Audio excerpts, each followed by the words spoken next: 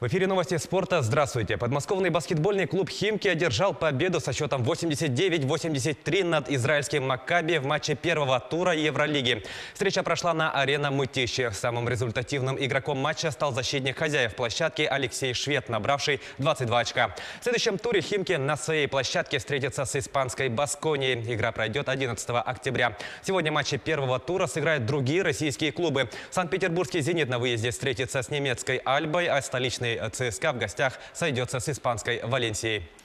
Московский футбольный клуб ЦСКА проиграл испанскому «Эспаньолу» в домашнем матче группового этапа Лиги Европы. Встреча прошла на веб-арене и завершилась со счетом 2-0. Авторами забитых мячей стали Улей и Виктор Кампусана. После двух туров в предварительной стадии турнира армейцы занимают последнее место в группе H, имея в активе 0 баллов. «Эспаньоль» идет вторым, набрав 4 очка. Лидирует в квартете «Лудогорец». На счету болгарской команды 6 баллов. В следующем туре ЦСКА дома сыграет с венгерским «Ференцварошем», идущим на третьей позиции, а «Эспаньол» отправится в гости к «Лудогорцу». Обе встречи пройдут 24 октября.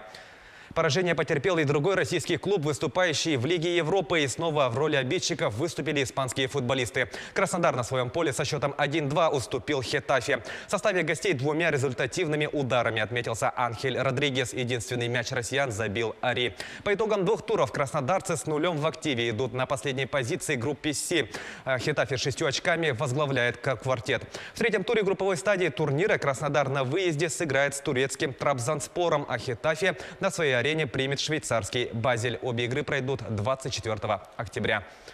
Завтра якутский мини-футбольный клуб «Заря» в рамках 4-го тура Высшей лиги России проведет встречу против столичного Мосполитеха. Игра пройдет в Московской области. В данный момент якутские футболисты занимают 8-е место в турнирной таблице чемпионата, набрав 4 очка. Ранее «Заря» сыграла в ничью с московским «Спартаком» 2-2, выиграла у уфимской «Алги» со счетом 7-5 и уступила нижегородскому «Орхиму» со счетом 4-6. Мосполитех располагается на 9-й позиции, имея в активе 4 балла. Стартовый свисток матча «Заря-Мосполитех» прозвучит завтра в 19:00 по якутскому времени. Трансляция встречи будет доступна на официальном YouTube-канале Ассоциации мини-футбола России.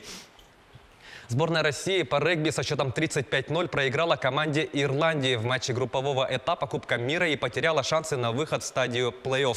Турнир проходит в Японии, а для россиян это поражение стало третьим к ряду. Ранее они уступили хозяевам соревнований со счетом 10-30 и команде Самоа со счетом 9-34. Российские регбисты занимают последнее 5-е место в группе А, не сумев набрать ни одного очка. Лидирует сборная Ирландии, в активе которой теперь 11 баллов. В заключительном матче групповой стадии россияне сыграет с шотландцами. Игра состоится 9 октября.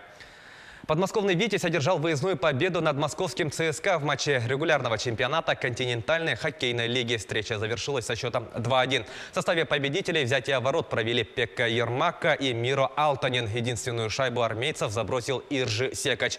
Эта победа для «Витязя» стала 10-й к ряду в рамках континентальной хоккейной лиги. Подмосковный клуб поднялся на первую строчку турнирной таблицы Западной конференции. В активе команды 22 очка после 12 встреч. ЦСКА идет на третьей позиции, набрав 21 балл после 13 игр. В следующем туре «Витязь» на своем льду сыграет с московским «Спартаком», а армейцы также дома встретятся с рижским «Динамо». Оба матча пройдут 6 октября.